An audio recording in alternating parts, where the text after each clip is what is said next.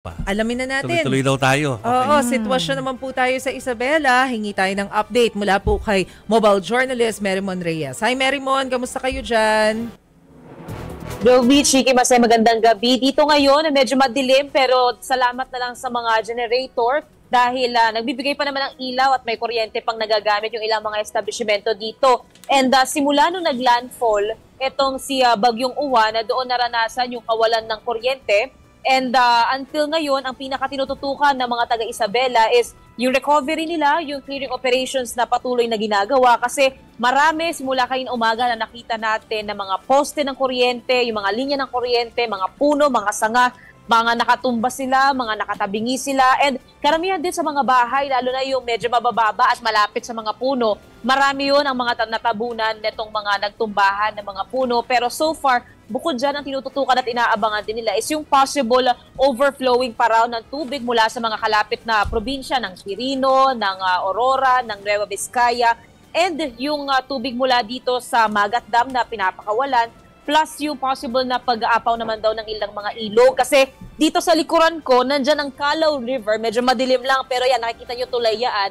Calao River yan, tributary ito ng Chico River, and then part ito ng greater, ng malaking Cagayan River. Ang concern ng mga nakausap natin mula doon sa Barangay Mabini, Purok 2 ng Santiago, Isabela, pagka umapaw daw itong pinaka Calao River, aabot talaga doon sa kanila unang palapag, maaari hanggang ikalawang palapag ng kanilang mga tirahan. Kaya kanina umaga nakita natin yung mga residente doon, inaangat na nila yung mga gamit nila, binabalot nila ito ng plastic, inaakyat nila sa ikalawang palapag ng mga bahay para lang daw masiguro in case na tumaas o umapaw daw ang tubig, alam na nila yung gagawin nila, aakyat sila o kaya na malilikas na sila kung kakailanganin talaga. Sa Etchagi, Isabela naman, naglibot din tayo doon at nasilip natin yung Anafuna na overflow bridge na hanggang kanina sa huli natin nakita, hindi pa rin ito passable dahil umaapaw talaga yung tubig doon. Even sa Mabuhay River, yung Barangay Mabuhay sa Etchagi, Isabela, nasilip din natin.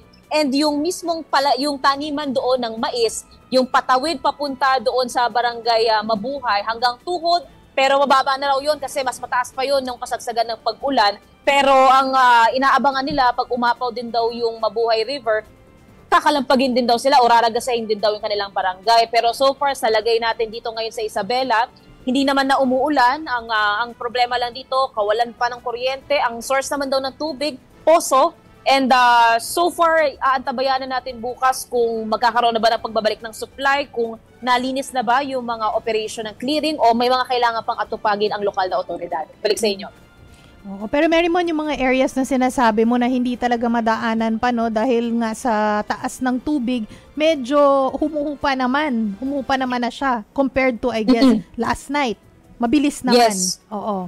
Oo, Chiki. Yung for example, dito, ang nasabi pa nga sa atin kanina umaga, baka raw umabot na talaga dito sa pinakatulay, pero hindi naman na yun nangyari. Yun nga lang, yung puno ng akasya, kung gaano man siya katangkad, nangalahati agad yung taas ng tubig na umapaw dito. Hindi raw yun normal kasi lagi daw parang garden pa yung part na yan dito sa ilalim ng tulay, makakalakad pa raw ang mga tao. So very concerning yung mataas yung mabilis na pagtaas ng tubig. Pero ngayon, since hindi naman na raw umuulan, which is ang ine-expect talaga nila is posible talagang abutin o lamunin yung mga bahay nila dito, lalo na yung mga low-lying areas. Pero laking pasasalamat na lang nila na naging ganito lang daw ang pagdaan ni Bagyong Uwan o yung pagpaparamdam ni Bagyong Uwan sa ngayon dito sa Isabela. And so far, yung ilang mga lugar pa, ang nakita kasi natin ngayon, nananatili na lang na signal number 2, ang Santo Tomas, Santa Maria, Quezon, Rojas, Delfin, Albano, San Pablo, Cabagan, San Manuel at Malig, and the rest of Isabela, signal number 1. Kaya yung mga residenteng nakausap natin, bagaman karamihan din sa kanila nasiraan ng mga